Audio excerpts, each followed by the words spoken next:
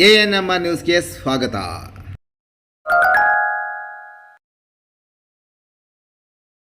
D Preethi CBSE school Thimmasandra Chintamani. ನಮ್ಮ ಶಾಲೆಯಲ್ಲಿ 2025-26ನೇ ಸಾಲಿನ pre school, LKG, UKG, grade 1 to grade 10 CBSE ಪಠ್ಯಕ್ರಮದ ದಾಖಲಾತಿ ಪ್ರಾರಂಭವಾಗಿದೆ.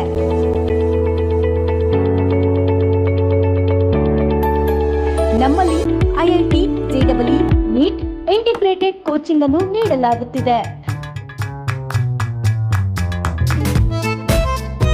ನಮ್ಮಲ್ಲಿ scouts and guides, yoga, karate, dance ಮುಂತಾದ ಕೋ-ಕರಿಕ್ಯುಲರ್, ಎಕ್ಸ್ಟ್ರಾ ಕರಿಕ್ಯುಲರ್ ಆಕ್ಟಿವಿಟೀಸ್ ತರಬೇತಿಯನ್ನು ನೀಡಲಾಗುತ್ತಿದೆ.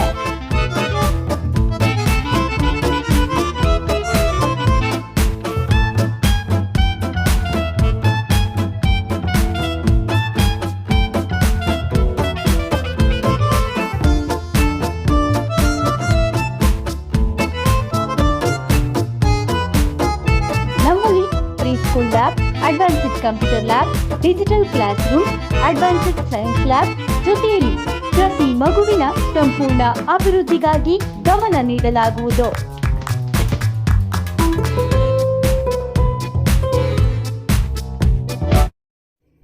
ಕುರುಪ್ಪಲ್ಲಿ ಗ್ರಾಮದ ಕೃಷಿ ಹೊಂಡದಲ್ಲಿ 2 ವಿದ್ಯಾರ್ಥಿನಿಯರು ಸಾವು.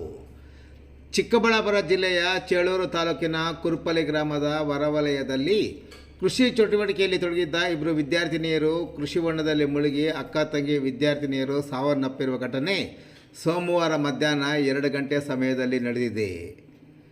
ಕೃಷಿ ಹೊಂಡದಲ್ಲಿ ಮುಳುಗಿ ಸಾವನ್ನಪ್ಪಿರುವ ವಿದ್ಯಾರ್ಥಿಗಳು ಕುರುಪ್ಪಲ್ಲಿ ಗ್ರಾಮದ 17 ವರ್ಷದ ರಾಧಮ್ಮ ಎಂದು ಗುರುತಿಸಲಾಗಿದ್ದು, ಬಾಗೇಪಲ್ಲಿ ನ್ಯಾಷನಲ್ ಕಾಲೇಜಿನಲ್ಲಿ ದ್ವಿತೀಯ PUC ವ್ಯಾಸಂಗ ಮಾಡುತ್ತಿದ್ದರು ಎನ್ನಲಾಗಿದೆ.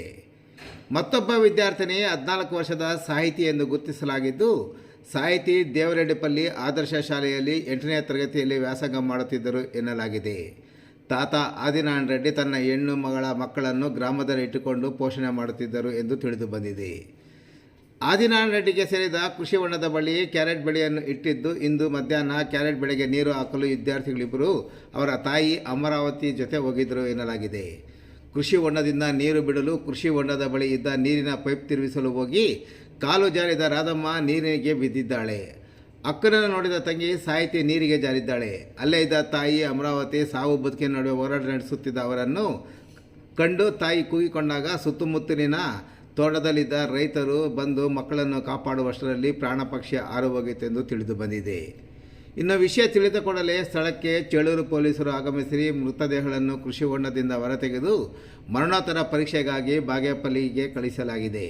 2 ವಿದ್ಯಾರ್ಥಿನಿಯರು ಮೃತಪಟ್ಟ ವಿಷಯ ತಿಳಿಯುತ್ತಿದ್ದಂತೆ ಸುತ್ತಮುತ್ತಲಿನ ಮತ್ತು ಗ್ರಾಮಸ್ಥರು ಸ್ಥಳಕ್ಕೆ ಆಗಮಿಸಿದ್ದರು. ಇನ್ನು ಮೃತ ಪೋಷಕರ ಸಂಬಂಧಿಕರ ಆಕ್ರಂದನ ಮುಗಿಲು ಮುಟ್ಟಿತ್ತು.